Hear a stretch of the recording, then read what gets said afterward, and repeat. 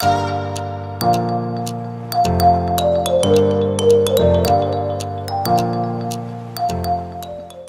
buenas. Yo soy Carlos Valdivia, soy estudiante de tercero de biotecnología y hoy voy a hablar sobre el problema de las multiresistencias y cómo Delovibrio bacterioborus básicamente podría suponer una solución potencial a este problema. Entonces, primero de todo, ¿qué es una multiresistencia? Básicamente es una característica de una determinada bacteria que le hace resistente a los métodos que tenemos nosotros para eliminarla, que normalmente pues, solemos hablar de antibióticos. ¿Cómo las desarrolla? Vale, pues es importante saber que las desarrolla basándose en la selección natural.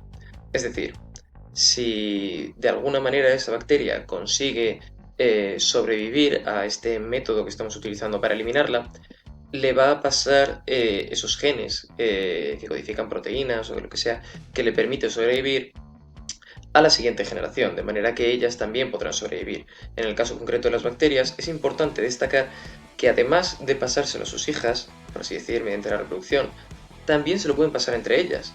Dos bacterias que se encuentran en el mismo medio, una es resistente, otra no, digamos que la primera le puede pasar los genes de resistencia a la segunda, y eso es un gran problema porque acelera muchísimo la velocidad de expansión de todas estas resistencias.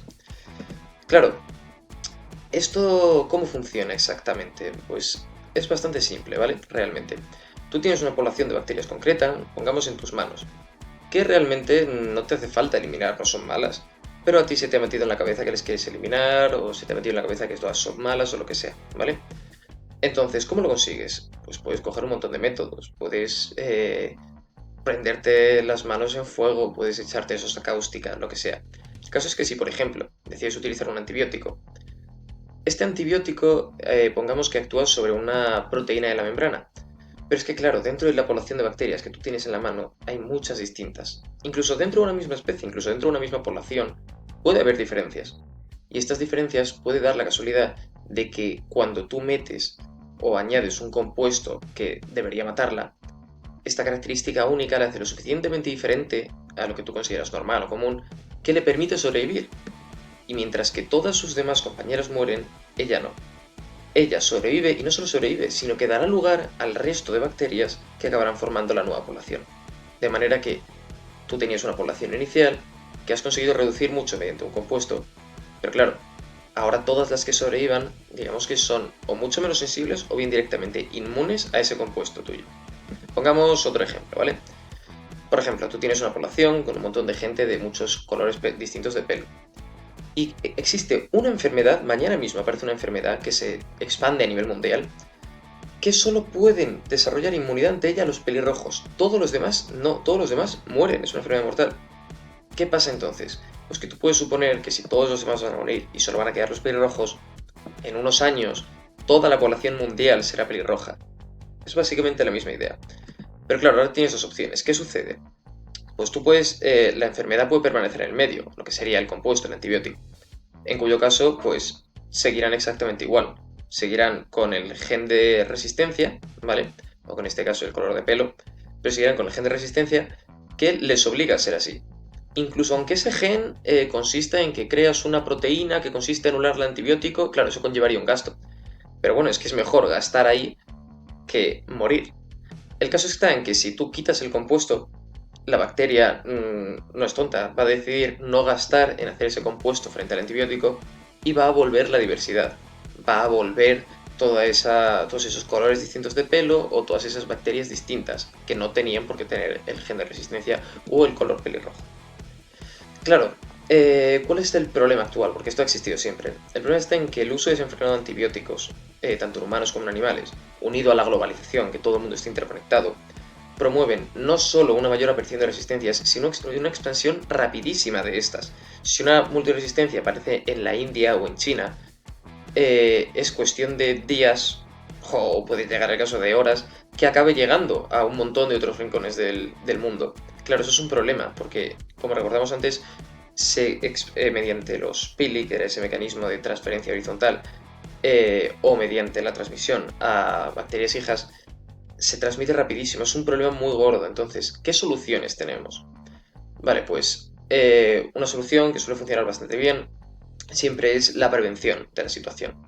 ¿Y cómo previenes toda esta situación? Vale, pues básicamente si intentas producir menos antibióticos, si los intentas utilizar mejor, por ejemplo, tanto en humanos como restringirlos, como en, como en los propios animales, que para el que no lo sepa se utilizan o se utilizaban en una gran medida en ganadería para conseguir que los animales engordasen más o incluso fuesen resistentes a enfermedades, que si se te mete la enfermedad en el criadero donde tú tienes a tus animales, pues eso se propaga como la pólvora y es verdad que provocaría muchas pérdidas. Pero igualmente tienes que reducir ese gasto de antibióticos porque las consecuencias negativas pueden ser devastadoras y por eso hace falta una regulación, tanto de uso de antibióticos como de vertidos y demás. Claro, esto está muy bien prevenir y todo esto, pero necesitamos algo que de verdad funcione. Y uno de los posibles candidatos, una teoría que puede pintar bien de momento, es la utilización de Delovibrio bacteriovorus. Pero claro, ¿quién es Delovibrio bacteriovorus? O sea, la gente no conoce a Delovibrio bacteriovorus. Delovibrio bacteriovorus es una delta proteobacteria del orden de los delovibrionales, de unos 0,35 micrómetros de ancho por 1,2 de largo, es decir, muy pequeñita, que básicamente tiene una particularidad. Y esta particularidad es que su método de alimentación principal es que se alimenta de otras bacterias. O sea, la llaman la bacteria carnívora, pertenece al grupo de las bacterias carnívoras, porque se alimenta de sus compañeras gram negativas, que es un tipo de bacterias. Claro, esto tiene unas consecuencias muy positivas, porque existen un montón de patógenos que, como Escherichia, Staphylococcus, Klebsiella, Acinetobacter, Pseudomonas o Enterococcus, que pertenecen al grupo, bueno, conforman el grupo denominado escape, porque son unas bacterias que han acumulado un montón de resistencias con los años y llega a resultar muy difícil eliminarlas utilizando antibióticos. Claro, siguen siendo patógenas, siguen provocando muertes, habrá que buscar una solución, aparte de no contagiarse. Una posible solución sería utilizar adenovibrio, puesto que si bien las que veis coloreadas en rosa son gram negativas y sí que podría devorarlas perfectamente y se ha demostrado que con algunas funciona muy bien, las que están en morado pertenecen al grupo de las denominadas gram positivas. Y aunque estas no podría comérselas directamente, sí que puede destruir el nicho donde ésta vive, ¿vale? Que se llaman biofilms y donde se vuelven muy resistentes. Si tú destruyes su casa, pues luego puedes arramblar con el antibiótico que te dé la gana, que la vas a pillar por sorpresa. Claro, esto es muy interesante. Pero ¿cómo lo hace Delovibrio? Vale, pues es bastante simple realmente. Tú tienes a Delovibrio nadando por el medio, ¿vale? Básicamente es muy importante destacar que es una bacteria increíblemente rápida, porque en uno de los polos de la célula posee un flagelo, que es como una especie de apéndice o cola, envuelto en una vaina que le permite moverse a una velocidad muy rápida, ¿vale? Hasta encontrar una presa. Cuando la encuentra, choca por el polo opuesto a su flagelo y se une. Una vez se une, hay un periodo de reconocimiento, pero bueno, lo importante es que una vez se une, decide utilizar una serie de enzimas que tiene. Unas enzimas son unas proteínas con unas propiedades determinadas, ¿vale? Que en este caso lo que consigue es romper la pared celular de la membrana, de la propia bacteria. Claro, si consigue romper la pared, ya puede entrar. Y entra, y no llega a entrar hasta el fondo, digamos que se queda muy cerca de la entrada. Y forma lo que se conoce como teloplasto, ¿vale? Que es una alteración de la forma general de la célula. Cuando haya llegado a este punto, básicamente se va a encargar de romper la fuente de alimentación o de energía de la bacteria víctima, ¿vale? Que en este caso sería la cadena transportadora de electrones. De manera que si no puede obtener energía, pues la víctima va a acabar muriendo. Y una vez muera, este va a empezar a, digamos, absorber mediante transporte activo o pasivo un montón de solutos del interior, ¿vale? Cuando coma y coma y coma y coma, alcanzará un gran tamaño. Alcanzará un gran tamaño y podrá empezar a dividirse para dar lugar a células hijas. De manera que al final tú tendrías lo que sería el cadáver de la bacteria llena de un montón de pequeñas crías de Delovibrio, ¿vale? Claro, estas tendrán que salir. ¿Cómo van a salir? Pues igual que su progenitora utilizó estas enzimas para hacer un boquete en la pared y poder entrar, pues estas dos van a hacer exactamente igual, pero para salir. Estas enzimas son muy específicas, básicamente solo se cargan la pared, porque si se cargasen lo que hay dentro luego no podrían comérselo. Y vuelve a empezar el ciclo según vuelven a salir.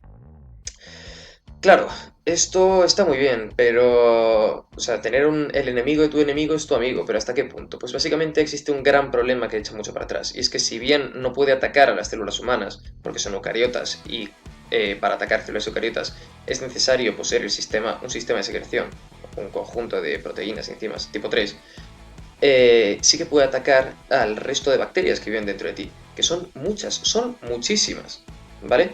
Básicamente tú en tu cuerpo puedes tener tranquilamente 1 kilo. A lo mejor tú pesas 80 kilos, es que puedes tener 1 kilo de bacterias. Imagínate cargártelas a todas ellas. Están ahí por algo, están ahí para ayudarte, están ahí principalmente en tu sistema digestivo. Si tú metes a un depredador natural, tendrías que tenerlo muy bien controlado para que no ataque a las que realmente son tus aliadas y solo ataque a las que te producen la infección o son patógenas. Bueno, por último, solo quería destacar que una de las cosas más prometedoras del uso del vibrio es que puede ser utilizado en conjunto con otros mecanismos, como puede ser la fagoterapia o el uso de fagos, que son el enemigo natural de las bacterias, por decirlo de alguna manera, y también las puedes combinar con el uso de antibióticos, ¿vale? De manera que al final puede resultar una herramienta muy versátil que ya se ha comprobado que funciona. O sea, ha habido experimentos cogiendo peces cebra, Daniorrerio, e inoculándoles el Delovibrio bolus para combatir una infección provocada por bacterias del género Shigella. ¿Vale? De esta manera se ha conseguido no solo eliminar las bacterias malignas sin hacer daño a las demás, sino que se ha detectado una muy leve respuesta inflamatoria. De manera que parece apuntar bien. También se ha probado en ratas y también ha dado muy buen resultado. Se ha conseguido evitar la infección principal que se quería eliminar sin llegar a eliminar estas bacterias que resultan beneficiosas para el organismo. Y poco más tengo que decir. Cualquier duda, cualquier pequeño apunte que me queráis comentar, decídmelo, ahí tenéis una manera de contactarme.